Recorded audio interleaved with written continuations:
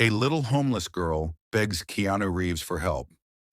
Then he notices something important and immediately takes action.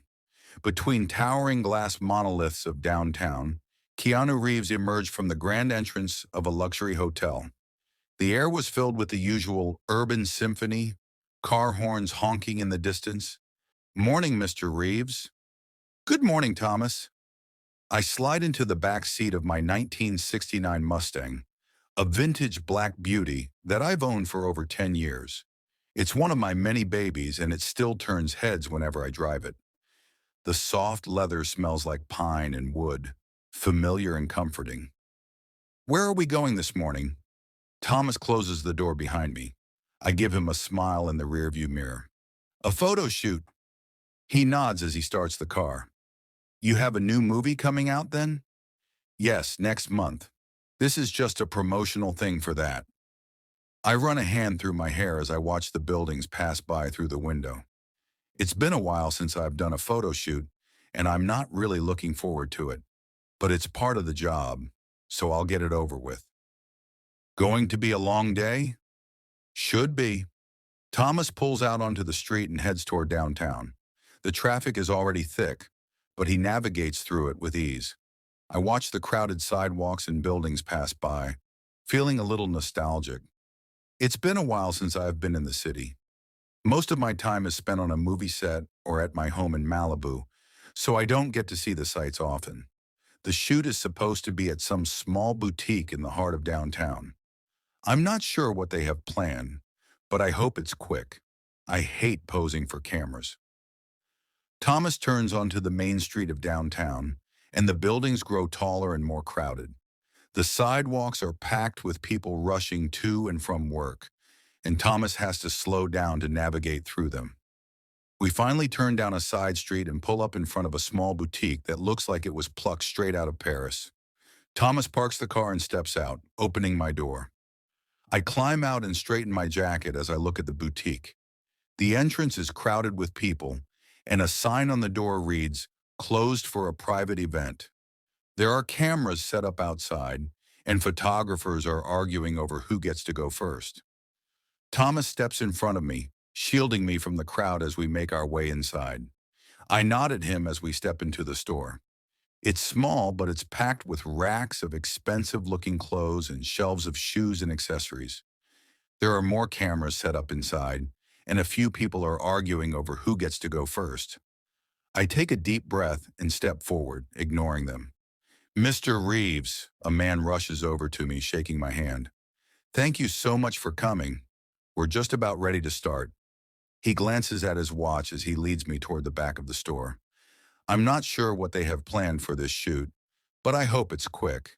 I hate posing for cameras.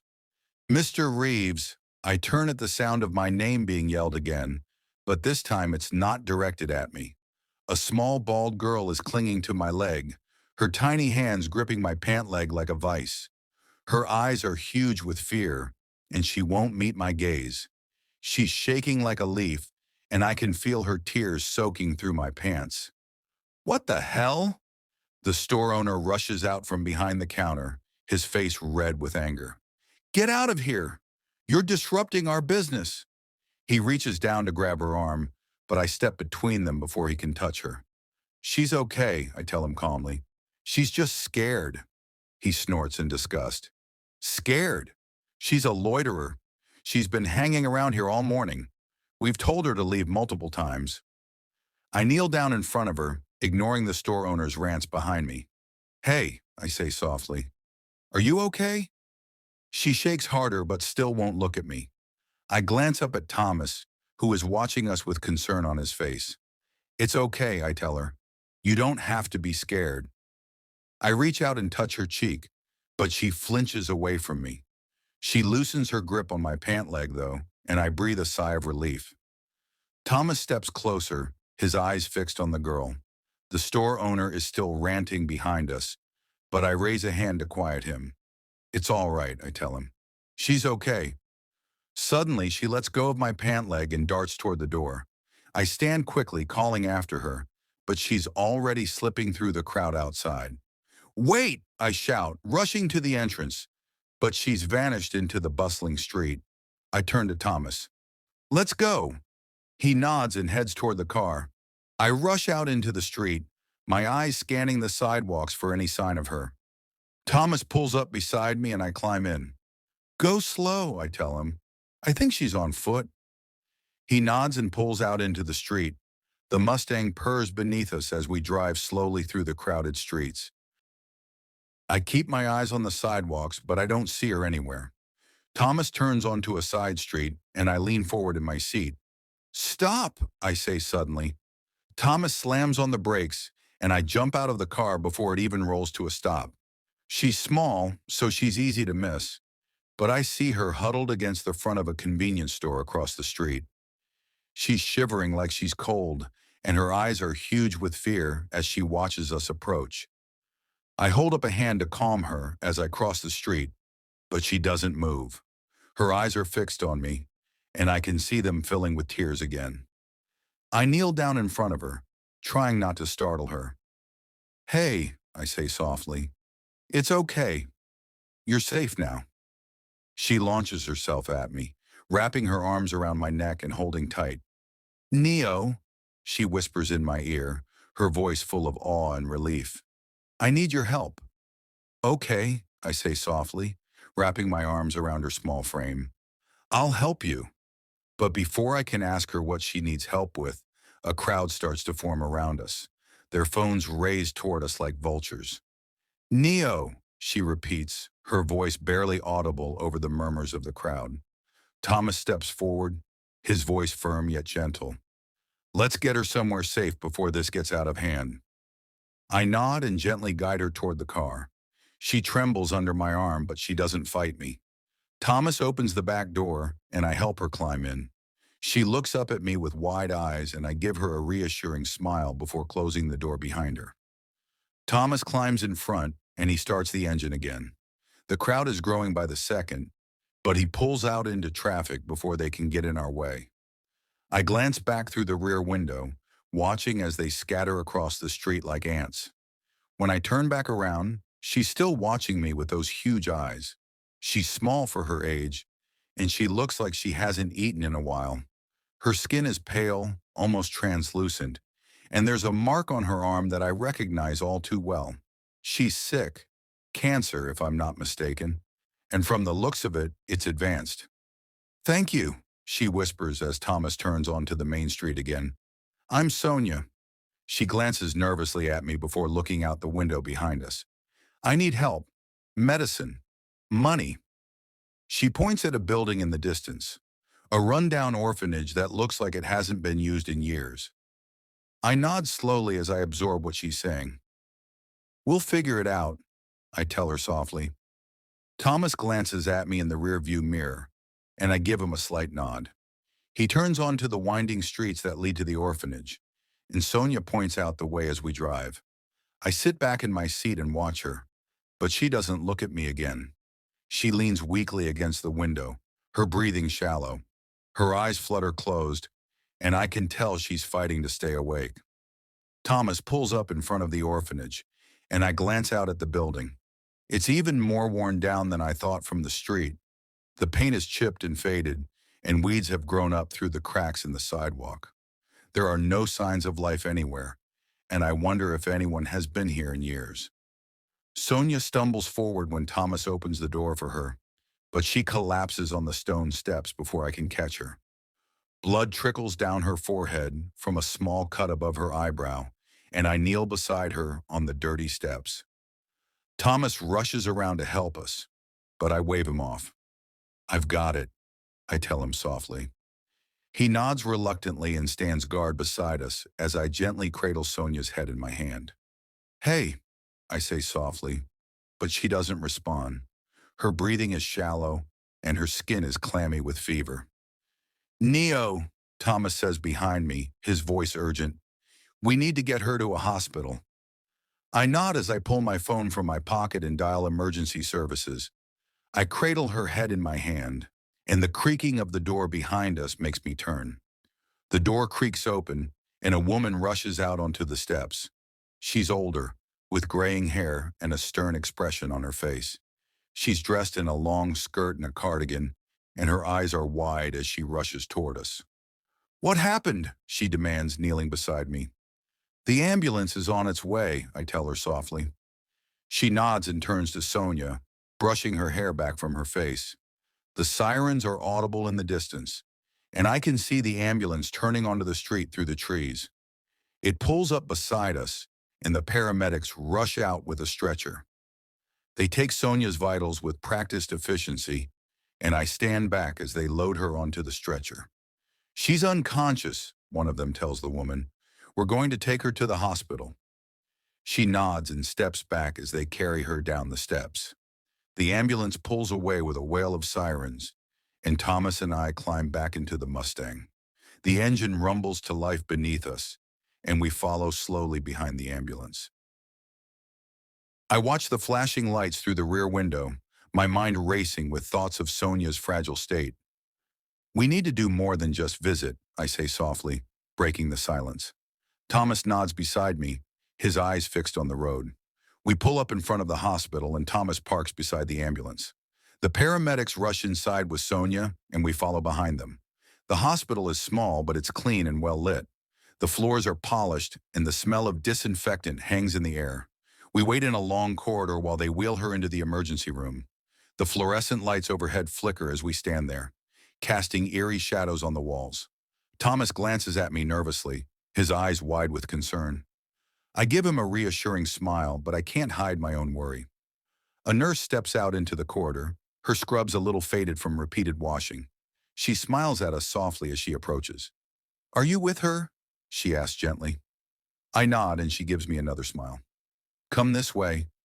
She leads us to a small waiting area down the hall, and I glance around at the outdated magazines scattered across a coffee table. The chairs are worn and uncomfortable looking, and I pace across the room instead of sitting. Thomas watches me quietly, his eyes fixed on mine. "We need to do more than just visit," I say softly, repeating my earlier words. He nods thoughtfully, his brow furrowed in concentration. "Do you think Sarah would be willing to help? She knows some people." I nod as I continue pacing. "She might. We'll have to ask her." Just then, a doctor steps into the waiting room, his scrubs a little wrinkled from wear. "Mr. Reeves," he says softly, extending his hand toward me. "I'm Dr. Adams. We've gotten your friend settled." I shake his hand firmly, my mind racing with questions. "Is she okay?" He gives me a sympathetic smile as he motions for us to sit down. "She's not doing well. We're going to run some tests to see what's going on." He pulls out a chair beside us and sits down slowly. "But from what we can tell so far, she has an advanced case of cancer. We're going to need to do surgery as soon as possible." I nod without hesitation. "Whatever it takes." He gives me another smile before standing again. "I'll let you know when we have something more definite." I watch him leave before turning back to Thomas. "We're staying here until she's better." Thomas nods, his expression resolute. I pace across the room, my eyes darting to the curtain that hides the emergency room. The smell of antiseptic hangs in the air, mingling with the quiet hum of machinery. Thomas stands beside me, his arms crossed over his chest as he watches me pace. A nurse steps out into the hallway, her scrubs a little faded from repeated washing. She gives us a smile as she glances at us. "Any update on her?" I ask softly. She shakes her head regretfully. "Not yet. We'll let you know when we have something more definite." She disappears behind the curtain again, and I turn back to Thomas. He gives me a reassuring smile, but I can see the worry in his eyes. Just then, a woman steps into the waiting room. She's middle-aged with graying hair and kind eyes. She's dressed in a long skirt and a cardigan, and I recognize her instantly as the woman who rushed out of the orphanage when we brought Sonia there. Her eyes light up when she sees us, and she rushes over to us. "Thank you," she says softly, her voice trembling slightly. "I'm so sorry. I had no idea she was this bad." She gives me a smile, but I can see the concern in her eyes. I give her a reassuring smile as I reach out to shake her hand. She gives me another smile before disappearing behind the curtain again. I watch the clock on the wall tick away, each second stretching into an eternity. "It's not your fault. We'll get her fixed up." I stand outside her hospital room, my heart heavy in my chest. Thomas sits beside me, his eyes scanning the room for any sign of news. She nods, her eyes filling with tears again. Thomas watches me from the end of the hall, his eyes concerned. The woman from the orphanage paces nervously in the corridor, her hands clasped together in front of her. I'm so grateful. I take a deep breath before pushing open the door. Just then, a nurse steps out into the corridor. I squeeze her hand gently before releasing it. The room is small with a single bed in the center. She's being prepped for surgery, she tells us softly. Can I get a private room for her? We need to keep this out of the media. Sonia lies on it, her small frame dwarfed by the medical equipment surrounding her. We'll let you know when it's over. She hesitates, glancing at Thomas uncertainly. Her eyes flutter open when I enter, and she manages a weak smile when she sees me. I stand and follow Thomas into her room. I don't know if that's possible. It's not hospital policy. I rush to her side, gently taking her hand in mine. She's lying on a gurney, her eyes wide with fear as the nurses bustle around her. We'll make an exception, I tell her firmly. You're strong, I tell her softly. I kneel beside her bed, my voice soft and reassuring. Thomas gives me a nod of approval, and I can see the hint of a smile on his lips. Like Mr. Wick. You're going to be okay, I tell her softly. She nods, squeezing my hand with more strength than I expect. I'll be here when you wake up. Her breathing quickens, and I can see the panic rising in her eyes. I sit beside her bed as she listens to the doctor's instructions. Her skin is pale and clammy, but her eyes are resolute as she nods along with what he's saying. I take a deep breath and channel my inner John Wick. Her small hand grips mine tightly, her eyes wide with a mix of fear and determination. My voice is firm yet gentle as I speak. The door creaks open behind me, and I glance over my shoulder to see the woman from the orphanage entering softly. You're brave, I tell her firmly. She gives me a smile before rushing to Sonia's other side. You've made it this far. You can do this. She nods, her eyes filling with tears again. The doctor gives us a reassuring smile before turning to leave. I watch her go, my heart heavy in my chest. The woman from the orphanage sits beside me, her hands clasped together in front of her. The clock on the wall ticks away, each second stretching into an eternity. I can hear the hum of machinery in the hallway, but it's muffled and distant. The room is sterile and cold, the smell of antiseptic hanging in the air. I hold her hand gently, my eyes fixed on hers as she watches the door. My phone vibrates in my pocket, but I ignore it. It's probably one of my business contacts calling to discuss the latest project. But I don't care right now. Sonia needs me more than Hollywood does. The medical team wheels her out of the room, her small frame dwarfed by the hospital bed.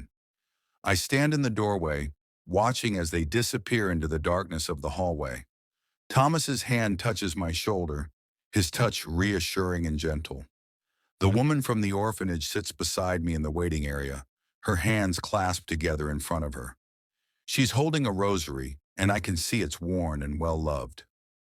I glance at my phone, its screen lighting up with missed calls and messages. My agent's name flashes on the screen, but I silence it again. A doctor steps into the waiting room, his scrubs a little wrinkled from wear. He gives us a smile as he approaches. She's in surgery now. It might be a while. I nod, my eyes never leaving his face. We'll wait. He gives me another smile before disappearing again into the darkness of the hallway. I turn back to the woman beside me, my eyes fixed on her clasped hands. Do you think she'll pull through? She asks, her voice trembling slightly. I nod, trying to sound more confident than I feel. She's a fighter. We'll make sure she gets the best care. Thomas leans forward, his voice low and steady. And if there's anything else we can do, just let us know. I sit in the hospital waiting room, my fingers tapping out a rhythm on the armrest. Thomas sits beside me, his eyes fixed on the clock on the wall. The minutes tick by slowly, each one a reminder that we're still waiting for news from the operating room.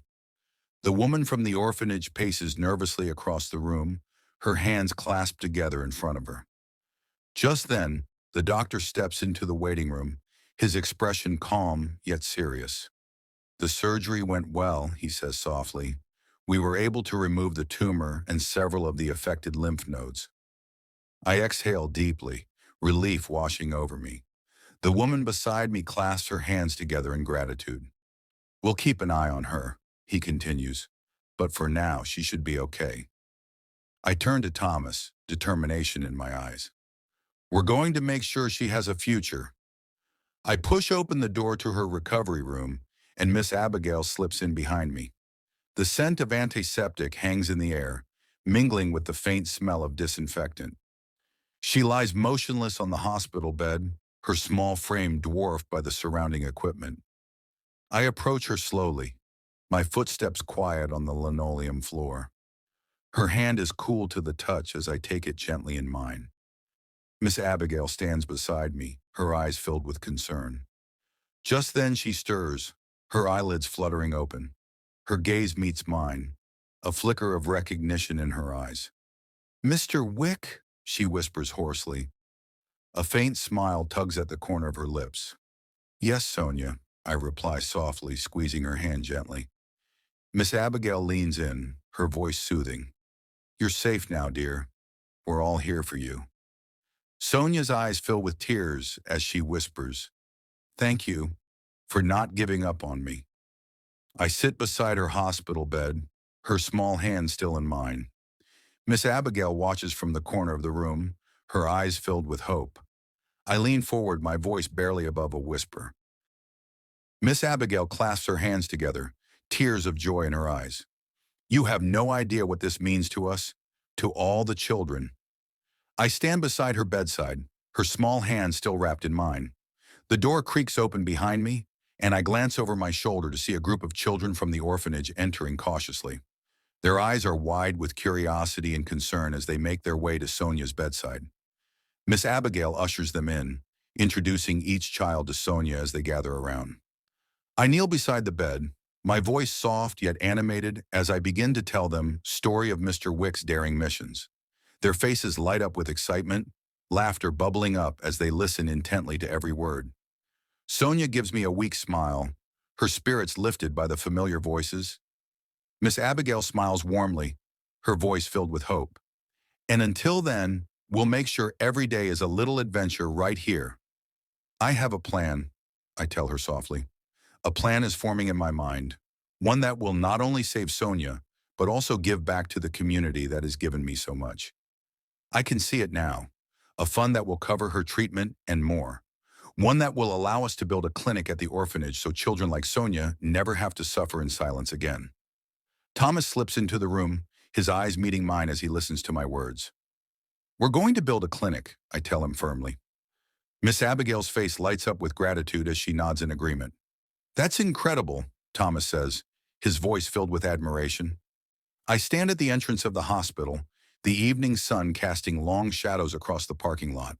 Thomas pulls up in the car, ready to take us back to the orphanage. Sonia sits in her wheelchair, her face pale but hopeful. Miss Abigail pushes her out into the sunlight, and I lift her gently into the back seat. I make sure she's comfortable before closing the door and slipping into the front seat beside Thomas. As we drive, I discuss my plans with Thomas, finding an architect, securing funding, and making sure everything is done right. Sonia listens quietly in the back seat, occasionally glancing up at me with gratitude in her eyes. We pull up to the orphanage, and Sonia's face lights up when she sees the children gathered at the entrance. They rush to her side as I lift her out of the car again. I watch as they wheel her inside, determination burning in my chest. Thomas and I follow behind, my mind still racing with plans. We enter the building, and the children gather around us, eager for news of the clinic. I kneel beside Sonia's wheelchair, her eyes lighting up as I show her the sketches I've made. Miss Abigail watches from beside us, a smile on her face. Our eyes meet across the room, and I give her a warm smile. Thomas discusses logistics with Miss Abigail, making sure everything runs smoothly while I'm away filming. The sun sets over the orphanage, casting a golden glow over the children as they play in the entrance hall. I stand beside Sonia's wheelchair, promising to visit often. She smiles up at me, her eyes shining with gratitude. "Thank you, Mr. Wick," she whispers, her voice full of hope. I take her hand gently in mine, my voice firm and reassuring. Next month, I tell her softly. We'll start building the clinic. Her eyes widen with a mix of fear and determination, but I can see the flicker of hope there too. Sarah steps into the courtyard, her camera capturing the moment perfectly. The sun casts a golden glow over us, illuminating Sonia's face as she smiles up at me. Thomas approaches, Miss Abigail by his side. They discuss potential contractors and timelines, their voices a gentle hum in the background. The children gather around us, their faces filled with excitement and curiosity. As dust settles over the orphanage, I rise to my feet again. We'll be back soon, I promise Sonia softly. She gives me a nod, a hint of a smile on her lips. I wave goodbye to her and the children before following Thomas to the car. As we drive away, Sonia's voice calls out, Mr. Wick, will you tell me more stories next time? I turn back with a smile. Of course, Sonia. I'll have plenty of new adventures to share. Thomas chuckles softly as he steers the car onto the main road. And maybe you can help us write the next chapter. Hope you like this story. If you want part 2 of this story, let us know in comment section.